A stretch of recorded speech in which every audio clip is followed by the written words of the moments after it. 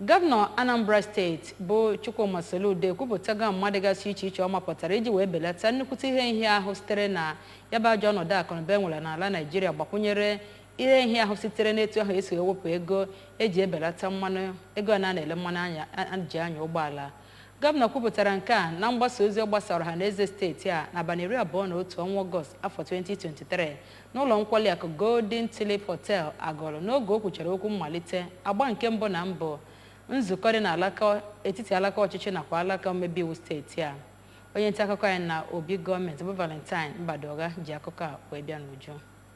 Ndị ahụ bụ nke ọ gụpụtara aka na-achị steeti Anambra kwukwere na a ga-etinyere ndị ọrụ oyibo yanakwazi ndị jegoro ezumike ọrụ ego nyegara ego nke ha na-anatabụ bụ nke ga-amalite n'ọnwa Septemba ma ruo n'ọnwa Disemba ma kwukwezie na ọ ga-ewepụ ụtụ bụ nke ndị na-agba ọkada na ụtụ ndị na-akwọ ụgbọala ndị na-ebugharị ahịa yanakwazi ndị na-azụ ahịa opekata mpe bụ nke ego ha na-erughị 1,000 ma kwukwezie na ọ ga-ewetunete ego ụtụ bụ nke ndị na-anya ụgbọala na-atụ nakwa ọtụtụ ihe ndị ọzọ. O kwukweziri nkwa na a ga-enwe ọmụmụ nwa n'efu yanakwa nneta anya nyegara ụmụ nwaanyị ndị dị ime biro taa ma gawa n'iru ma kwukwezie na a ga-azụta ụgbọala bụ nke ọ bụ gọọmenti etiti bụ nke ga-eweta ka e wee jiri ya wetunete ngala ọnụ ihe gbasatara njem okporo ụzọ na-agala na steeti a. Gọvanọ Soludo mere ka amata n'ime akwụkwọ bọjetị nke afọ 2023 na ọ bụ nke gbadoro ụkwụ n'iji benata ahụ ụfụ ndị mmadụ na-enweta nyegara na mwepụ ewepụrụ sọbsidi ma kwukwezie na amụma bọjetị nke afọ 2024 bụ nke ọ ga-agbasi mbọ ike ka ọ bụrụ nke ga-enye ndị Anambra ezigbo ndụ obibi na steeti a. O kweziri nkwa na ndị Anambra bụ ndị ga-elite elele na amụma ọbụla gọọmenti etiti na-ewepụta